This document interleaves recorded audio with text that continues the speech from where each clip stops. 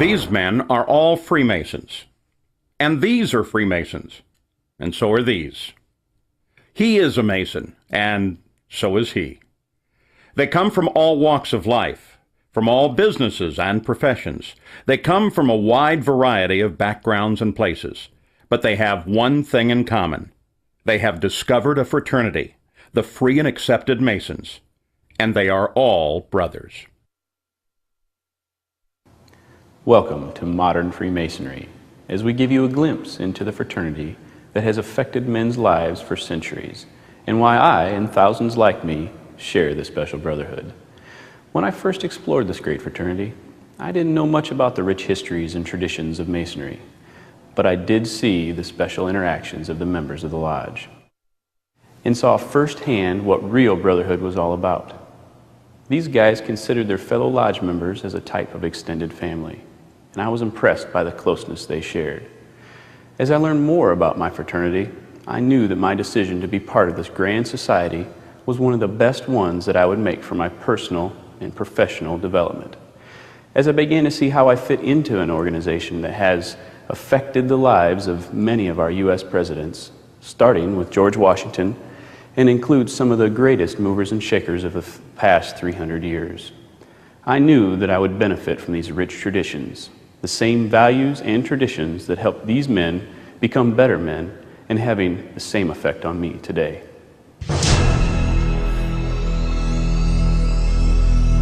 The mythical beginnings of the fraternity date back to the building of the Temple of King Solomon in Jerusalem around 1000 BC. But the accepted origins of modern Freemasonry can be traced to the stonemason guilds that formed during the Middle Ages. The trade secrets of building Gothic cathedrals from massive stones without the use of mortar and with the use of geometry to turn a small drawing into an enormous structure were jealously guarded secrets. Secrets not even divulged to the priests of the churches who employed them. The guilds were developed to train masons in these skills, to enforce a standard of workmanship, and to hold their members to those high standards, as well as protect those valuable secrets. As the Gothic style of architecture lost its popularity and the common people became better educated across Europe, the Masonic guilds lost their reason for existence. But as the Age of Enlightenment dawned, a group of philosophical men saw in Masonry the ideal metaphor for character building in men. Construction of a strong, well-balanced structure, built with the assistance of many like-minded men and dedicated to God, much like the cathedrals of old. By the early 1700s, Freemasonry had changed from a guild of operative masons who actually built buildings to a character-building society of speculative masons, dedicated to taking good men and making them better. The fraternity of Free and Accepted Masons has been an integral part of culture of the civilized world throughout much of recorded history, and part of American society long before the colonists took up arms against the Crown in 1776. Many Americans don't realize that the development of America as a nation is interwoven with Masonic history, an illustration of Masonic traditions and values at work. These ideals of faith, combined with tolerance, charity and responsibility, and belief in the intrinsic goodness and equality of man, were carved into the foundation of our nation by men who first learned to practice them in a lodge. George Washington, Ben Franklin, John Hancock, James McHenry, and James Monroe were Masons. 9 Freemasons signed the Declaration of Independence, and 10 signed the Constitution, and 14 U.S. presidents have been Masons. As a Mason, I've taken advantage of the many benefits of membership. And of course, I'm having a lot of fun doing it. I came to realize that my fraternity serves me in a lot of ways, some of which I didn't expect at first. The members of my lodge are not just a collection of brothers who get together on meetings and other functions.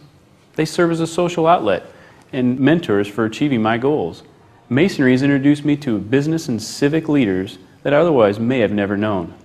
These personal connections represent just a slice of the fraternity's benefits. My fellow lodge members are also ready and willing to help me on a personal level, as they will be for you. The fraternity's great mix of ages and backgrounds lends itself to a personal support system, an experienced group of men who help me with challenges they've faced before. And most importantly, my brothers have become lifelong friends in the fraternity experience of a lifetime. Freemasons hold true to a set of timeless values, which makes the fraternity as impacting and relevant today as it has been for centuries. These enduring tenets have helped to guide men's lives, taking good men and helping them become better men by holding true to brotherly love, relief, and truth. These Masonic values are not just empty words on paper. No, to Masons they represent a daily guide for living. These values we hold up to help us to gain a deeper appreciation of becoming better family men, better professionals, and better citizens. The Masonic fraternity also develops leadership abilities among its members. Masons can utilize and hone their abilities by serving as lodge officers, mentors, and committee leaders. But Masonry also provides many other opportunities for further involvement, all of it fun and all rewarding. But what do Masons do? Masons meet in a lodge. Its members are taught its precepts by a series of ritual dramas which follow ancient forms and use stonemasons' customs and tools as allegorical guides. These are called degrees, and you've probably heard of them before. In a Masonic lodge, a man must complete 3 degrees to become a full member. Like the old medieval guilds, he is initiated as an entered apprentice, passed to the degree of fellowcraft, and finally raised to the degree of a master mason. When you join a lodge, you'll make friends that will last a lifetime, from all walks of life and every economic and social and religious background. More than that, you will quickly find as you travel the country and the world that Freemasons are everywhere, and they share a bond with you solely because of the experience you share in common.